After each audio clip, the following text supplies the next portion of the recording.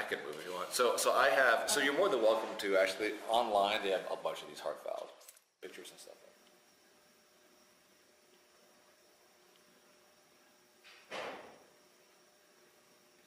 Let's confuse the issue a little more. So those are mechanical heart valves. This is, when I'll open up, that's a tissue heart valve. Okay, I was going to ask you about pig valves. Right, so this was actually, so what is this one? You notice they're very clear, don't stick this in the people sign on it. This is a porcine xenograft, which means this comes from a pig. So this is a pig valve. So the benefit of these things, so which do you think looks more like your natural heart valve? Something like this or something like that? If you had to guess. Like that, because it's a tissue. So this literally is a heart valve taken straight from an animal, and then you can put this in people. Now, I'll ask you another question. So what happens, so I assume you've gotten a splinter before? Have you ever gotten a splinter? Yeah, probably. Yeah, you got it. There's a good chance. All right, so what happens when a splinter gets into your hand? Right around your hand? Red and Turns red. Like inflamed. Inflamed. So it's because you're putting a foreign body in here. Same thing happens with this. And actually, same thing happens with this. But animal tends to elicit a bigger reaction in this case than that. So, and actually remember, they run the test so you can expose this to blood and nothing exciting happens. This actually works really well. It doesn't elicit so you put this in your body, you're not going to get a big reaction. You put this in your body before you do anything with it, you will get a little bit of that too. But actually, if you put a human one in you from someone else, that's the worst response, it turns out. So that's why heart transplants, for instance. So when you do a full heart transplant, they have to, you may have heard, they have to match a person with it. You match so you don't have an immune response, allergic response to someone else's heart. Does that happen to skin grafts? Skin grafts, same thing. So what they do is, without getting too far off for those people with the heart transplants, they give them drugs so they don't have an immune system. And when that happens, that means if they catch a cold, that's a big deal. So, all right, so with these guys, so you look at them, you said, oh, that looks pretty well. Why don't I use this instead of that? These don't last as long. So these typically last about 15 to 20 years. These can last, I mentioned, 500 years. And the reason why these fail first is because it's made out of tissue. They tend to, and because of the treatment, so if we didn't treat these valves, they would fall apart in you at some point in time, which would defeat the purpose of you getting a heart valve to begin with. So they actually, have you ever seen how leather is made? So leather, essentially, it's animal tissue that they process. It's called tanning. They do a similar process for the heart valves, so they last. And actually, if you felt one, it would feel a bit like leather.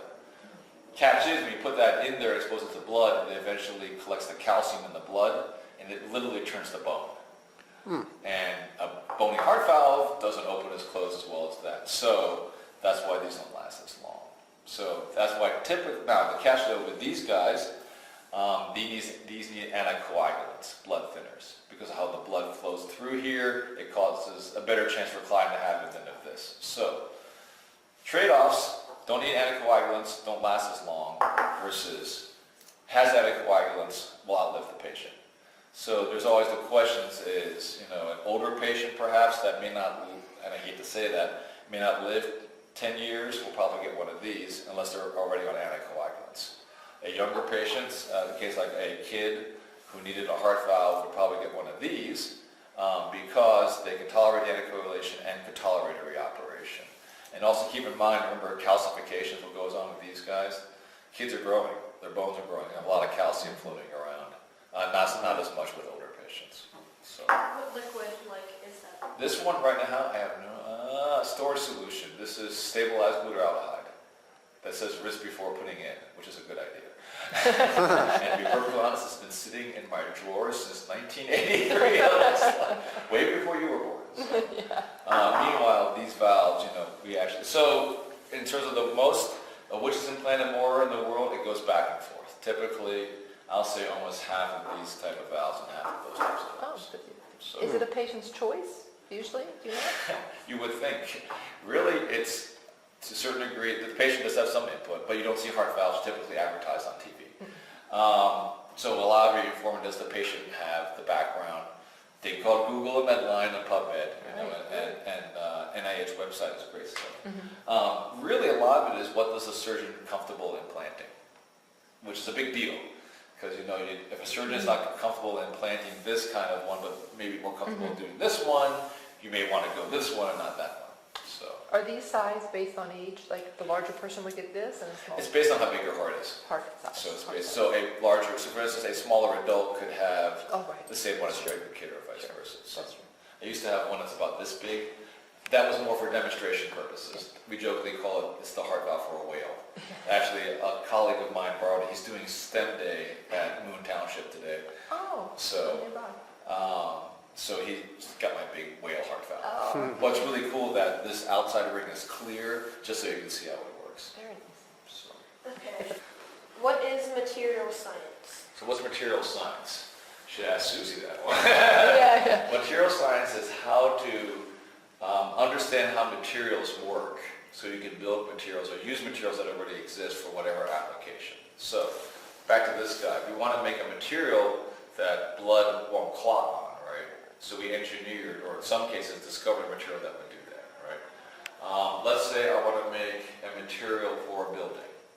Let's say, so what things do I need to worry about? What does that material have to do, you think?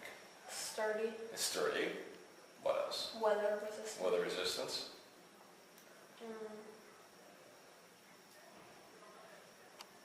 Probably compact, so you can sort of get it around. Right, so somebody can move around, right? Because I could make a 200-foot Yeah. concrete beam if I can't move it around. Mhm. So, and actually, so that's a good example right there. So if you guys have, so you ever like watch buildings being built? We're actually building one right on campus down there.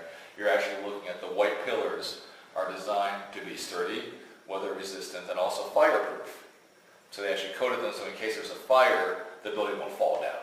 That basically is something on it. So that's an example. So that's what material science is. So let's say I'm making a bone graft. I need to choose a material for a bone graft, for instance. So I want a material that probably will, let other bone grow into it, right? So it becomes part of that.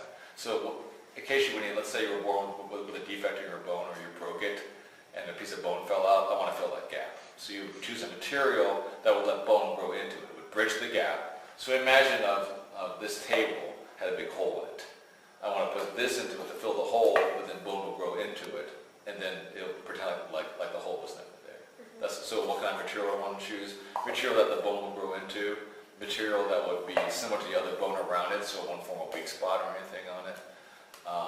In some cases, I want a material that's dissolvable, right? So one thing with heart valves now we're looking at is how can I make a tissue engineer heart valve? So the ultimate heart valve is one that uses my own cells. Remember we talked about rejection and because the body doesn't like things that aren't itself, why not use yourself? So I use some kind of scaffold. It's using some material science, also some biomedical engineering, lots of chemistry, because chemistry is great. And I make a material that I can put my own cells on, I grow my own heart valve, and eventually I can put that in. So, And then the foreign material dissolves. exactly. That's exactly. So the catch is, here's the trade-off. I want the foreign material to dissolve, but I also want my heart valve to grow at the same time. You still need to support all those cells growing in, right? So that's the trade-off. That's why you go to school. That's why we have graduate students. They figure that out. Okay. What does it cost to make a valve? To make a valve, that's a really good question. You know what? That's almost top secret. I don't. It depends. Making a valve, something when I was in industry was the order, and this has been a while. It's a few $1,000s, but that's different versus what it costs a hospital to put it in. Because, well, think about this. So let's just make something up. Let's say this valve costs probably ballpark $5,000 to $10,000. It depends on who makes it, the deal they cut with the hospital, things like that. So let's say it costs $10,000 to put this valve, but it costs $200,000 to actually insert the valve. Like, well, what else are we paying for, you think? So why does it cost $240,000 more dollars? The surgeons. Probably Medicines. Who else is in the operating room besides the surgeons? You ever seen an OR before? the Anesthesiologist. and other Nurses, the nurses, the people who run the blood tests, because you're always doing that, people who make the medicine, the doctors need to earn a living somehow, and there's something called insurance. A malpractice insurance. If something goes wrong, there's an insurance policy to protect everybody. So just because it costs this doesn't mean it costs. So when you get older, we can come back and talk about why healthcare is so expensive. That's a class we do here. So this is how it actually gets shipped. So it gets put in a box. So if you're wondering, this box has lots of engineering to go into. You think it's just a box of styrofoam, right? But this box has been able to ship all over the world and protect the heart valve from inside it. So that's actually a neat little field. It's called packaging engineering. You wouldn't think about it, but think about when the stuff gets shipped from Amazon, how computers get shipped. There's a lot of engineering goes into how to do that, because you want whatever it is, a heart valve, a computer, a car, when it leaves the factory, to be able to show up the same way you want to do it, whether it's in a hospital, at home, whatever. So packaging engineering, it's a good field. So. Okay, I came up with a question. Okay, go ahead. So when you cut the regular valve out, and before you put this one or that one in, what happens, like, would it collapse because there's really nothing there? So it would actually, but at that point in time, if you're cutting the valve out, they don't care. Maybe a good question to ask is, how do we see to put the valve in? Because it's in your heart, right? So we stop your heart.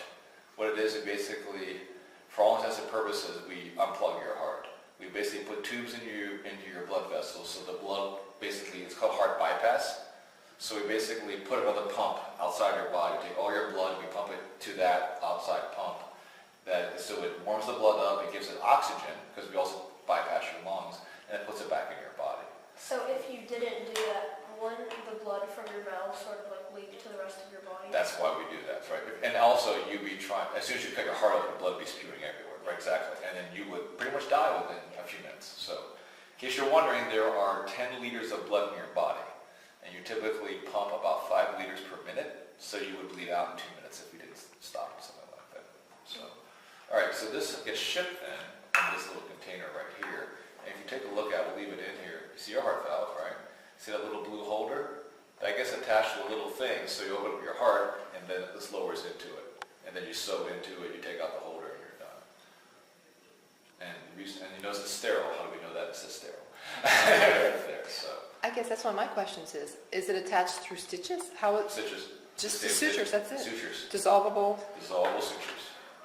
So, Do you have to adjust these to someone's blood pressure? so it'll just react normally. So your heart valve doesn't do it. So really, it's meant to be, so keep on, there's no motors here at all, right? You basically, the pressure, so wait, how do you open a door? You push on the door to open it, right? And then the outside, how do you close it? Like a wind gust on your front door. The outside pressure gets bigger and it closes it. Same thing happens with blood. Blood on the end. So let's say we are, do you know the different parts of the heart, the ventricles and stuff like that? Kind of? Yeah. Okay, so let's say this is the ventricle. Let's say we're in the left ventricle room. And outside is the aorta, to pump the rest of the body. If I want blood to come out, I need the pressure, I need to open that door. So the pressure in here needs to be bigger than the pressure out there. That's how it opens. And then eventually, because your heart pressure goes up and down, when the pressure out there gets bigger than the pressure in here, the door will close.